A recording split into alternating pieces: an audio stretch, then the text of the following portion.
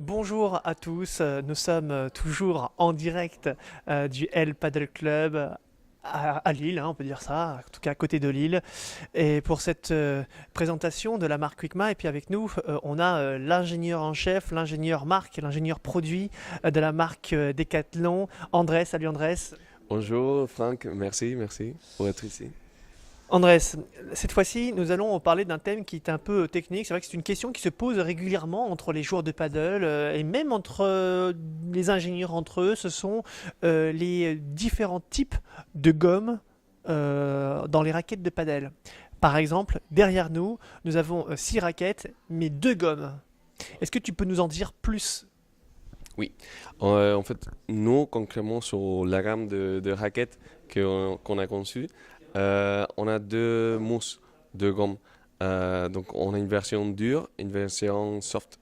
Qu'est-ce qui va nous apporter chacune des deux? En fait, la gomme soft, on dit qu'il a une sortie de balle plus importante. Et la gomme dure a une puissance plus élevée. On veut faire cette différence parce que ou je, Non, non, non, sortie de balle donc pour la gomme soft, d'accord, et une raquette plus offensive, plus rapide pour la gomme hard, c'est ça? oui, en fait, pour les coups qui sont une vitesse basse, la balle, elle va sortir où elle sera la raquette est plus puissante. Il y a un peu de confusion avec ces deux termes, mais on va dire que la version soft, elle est plus puissante sur une balle à une vitesse basse, et la version dure, elle est plus puissante sur les smash ou les coups qui sont très très forts.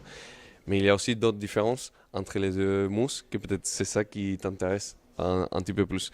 Donc sur les versions soft, on sait que les raquettes elles sont un petit peu plus confortables. On joue la sensation.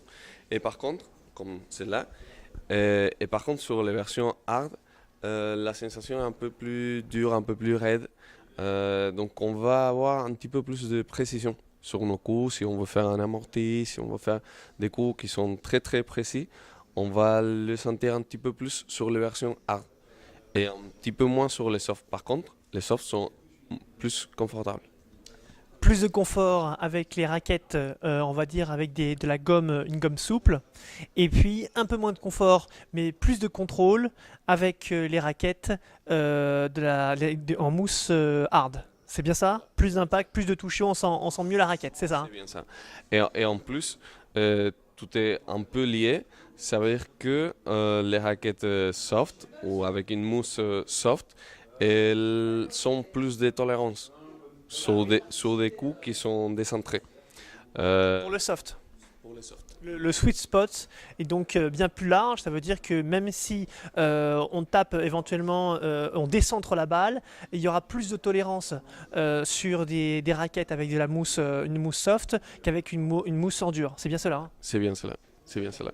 Bon, bah, je crois qu'on a à peu près tout dit. Bah, merci beaucoup André.